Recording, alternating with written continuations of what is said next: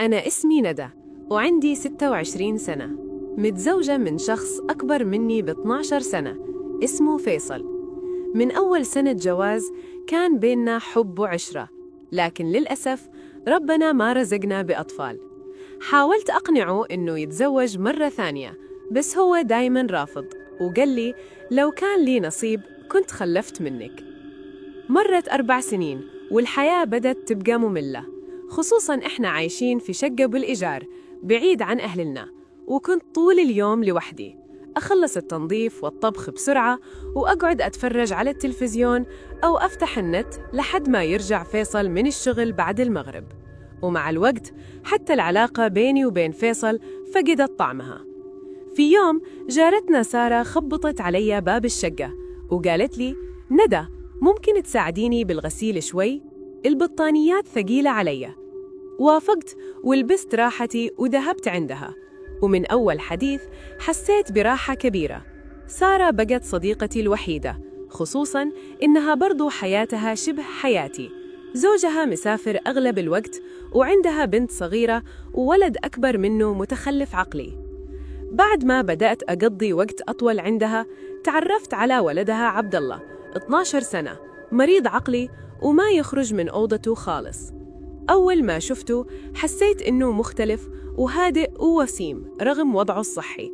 سارة قالت لي كان عصبي قبل كده، بس مع العلاج بدأ يهدأ، وحاولوا تقفلوه شوية عشان ما يعمل مشاكل. ضحكت وقلت لها: أيوة، شكله الولد ظريف ومحتاج رعاية. مع الأيام بدأت علاقة غريبة تتكون بيني وبين عبد الله. كان يجي لشقتي ويجلس في الصالة معانا، يتفرج على التلفزيون أو يقعد جنبي بدون كلام. وفي يوم لقيته نايم على الأرض بعد ما وقع عليه باب الدولاب. جريت عليه وأنقذته وغسلت له وجهه وعدلت له هدومه ورجعته عند أمه. مع الوقت عبد الله بدأ يتعود علي بشكل غريب، وكل ما أتحرك يجي ورايا كأني صرت أمه الثانية.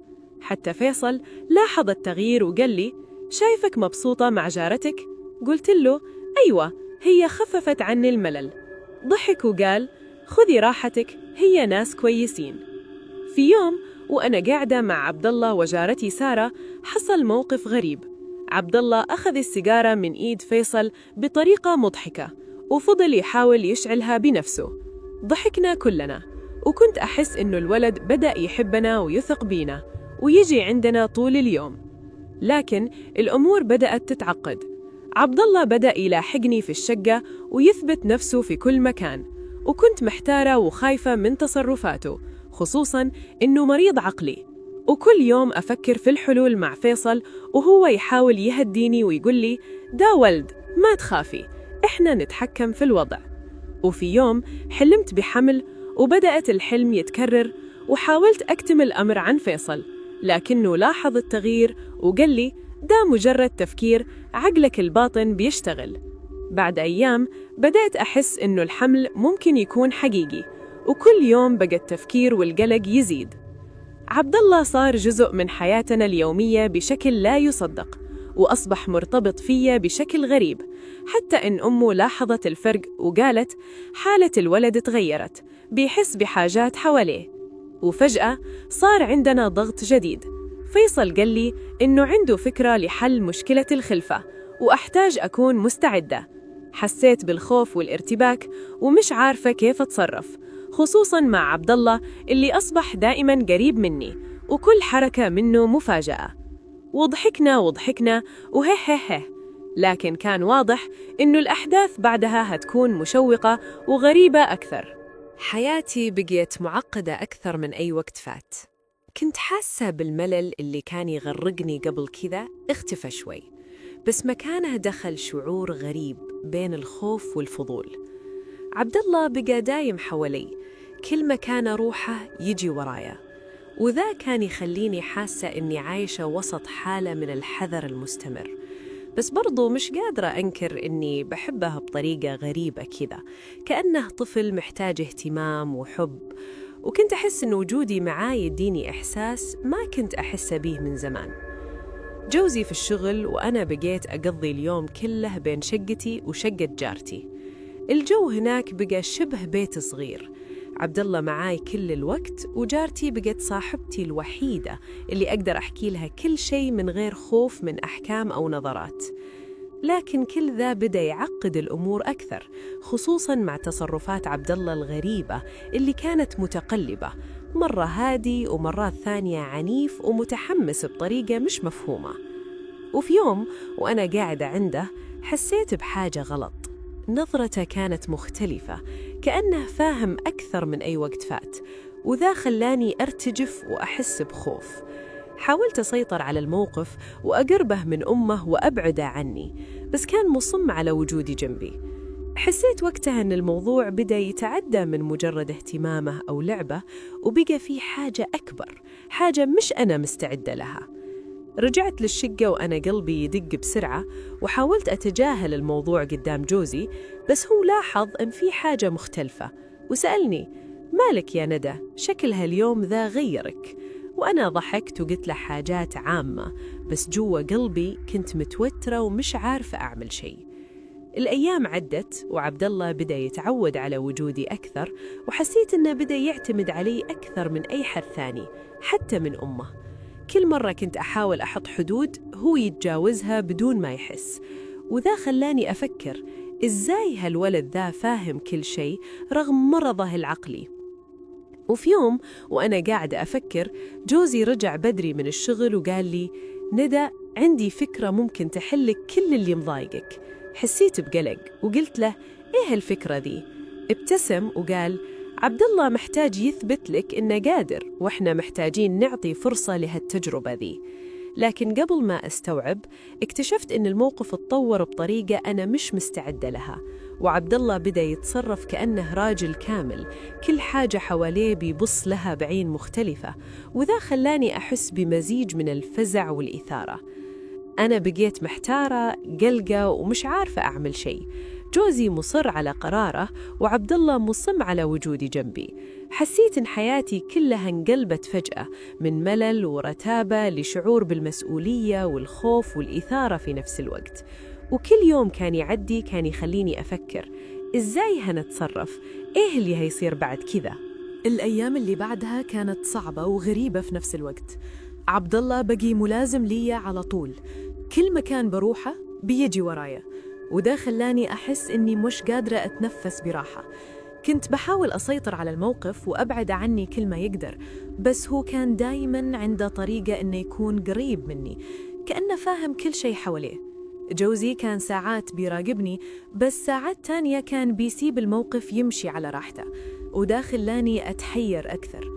وفي يوم حصل موقف ما كنت متخيله.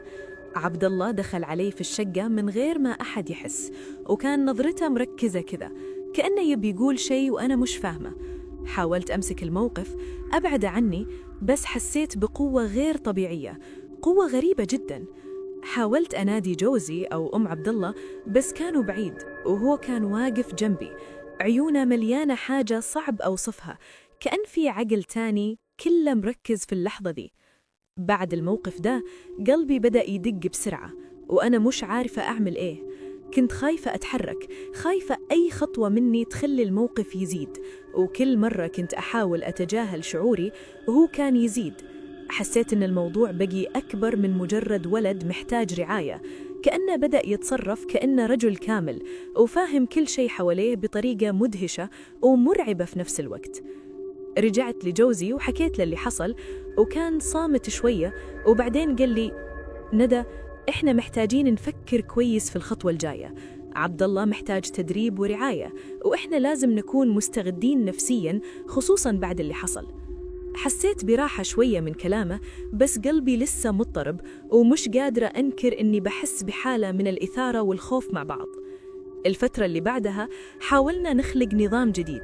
أنا كنت بقضي اليوم كله مع عبد الله، أساعده وأتابع تصرفاته، وجوزي يجي بعد الشغل يشاركنا شوية، ونبدأ نخلق نوع من الاستقرار. بس كل يوم كان في حاجة جديدة، حاجة غريبة عن تصرفاته، حاجة كانت تخليني أفكر إزاي الولد ده فاهم كل شيء. وبالرغم من كل الخوف والقلق، حسيت كمان إن في حاجة غريبة، إحساس بالمسؤولية والحب تجاهه. كنت بحس إني بقيت له بطريقة مش متوقعة، وده كان يخليني أفكر في الحياة من زاوية جديدة حتى لو كانت مرعبة وصعبة. وفي يوم وأنا قاعدة أتابع تصرفاته حسيت إنه بدأ يغير في نفسه بطريقة غريبة.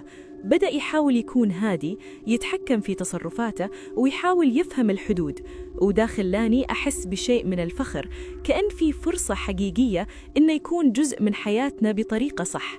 جوزي لاحظ هالتغيير وقال لي دي فرصة نديها لكلنا، نخلق حياة مستقرة رغم كل الظروف. بس بالرغم من كل ده كنت حاسة إن أي لحظة ممكن الدنيا تتغير، أي لحظة ممكن الموضوع يخرج عن السيطرة.